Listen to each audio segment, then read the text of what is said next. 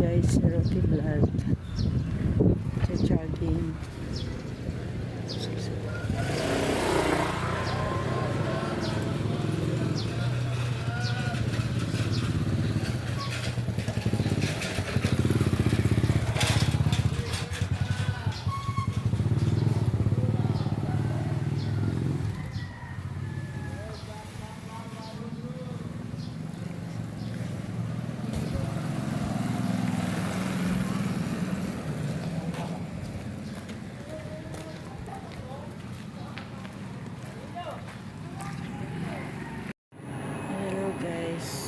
Dito kami, nagjo-jogging kami dito.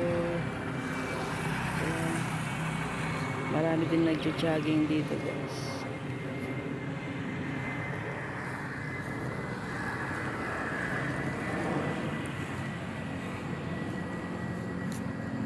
Ayan, tapos medyo mo.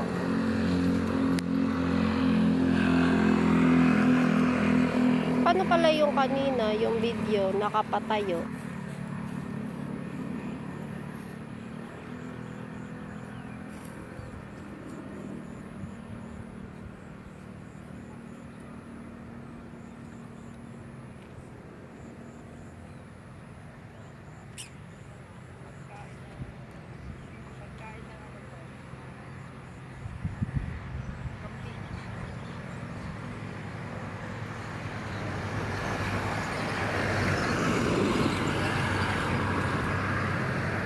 May antik.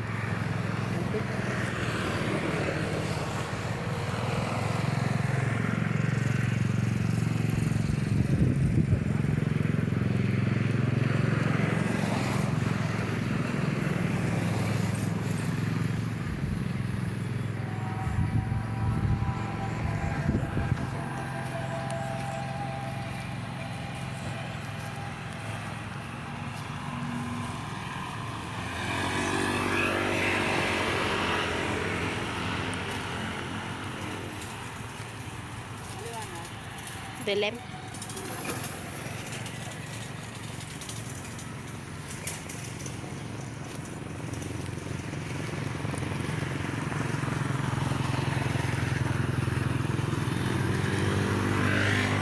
Madilim din.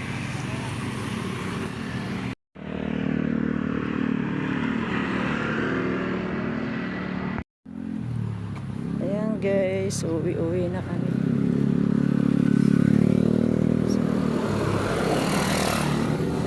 Nag-jogging lang para sa umaga, para pawisan. Ayan. Lakad-lakad, tawid tayo. Tatawid tayo. Ayan.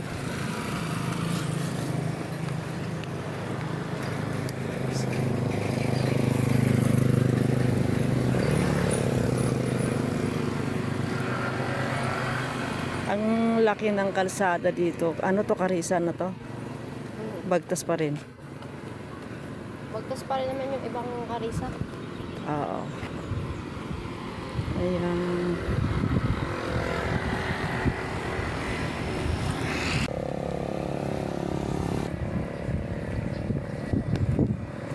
Okay guys, ang araw ng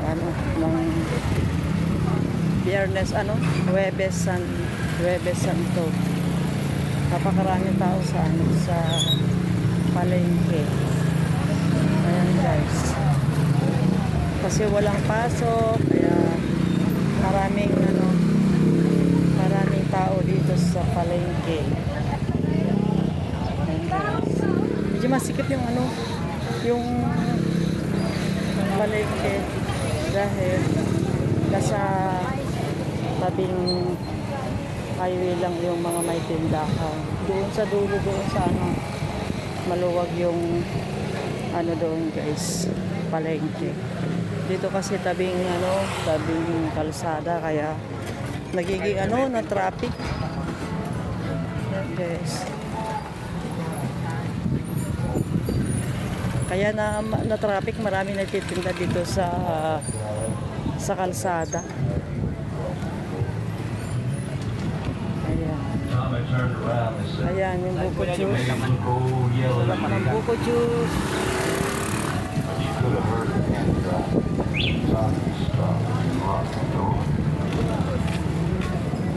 Meron din nagtitinda ng ano, ng almusal. Ayan, dami. Sarap. Tapos mga tindahan na sayote. Ayan, ang daming ano, daming tao. Ayan.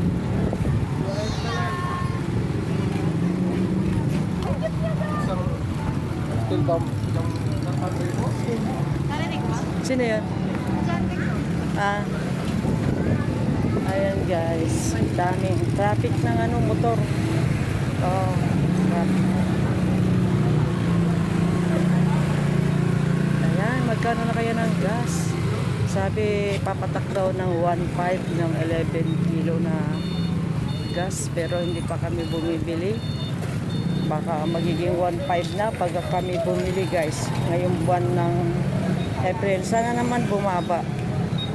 Kasi 1.5, biro mo, pang isang buwan lang yung 1.5, tapos 1.5 yung bigas.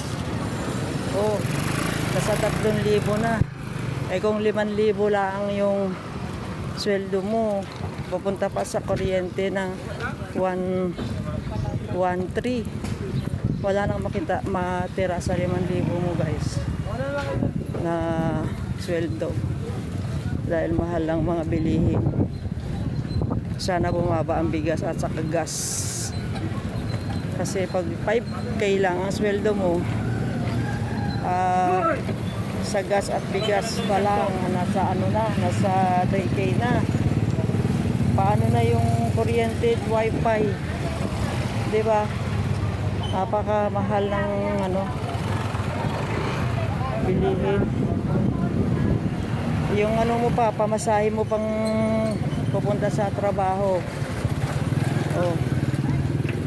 Pero mo, sana bumaba yung mga ano, gas at saka bigas. Tapos tataasan din nila yung ano, yung kuryente.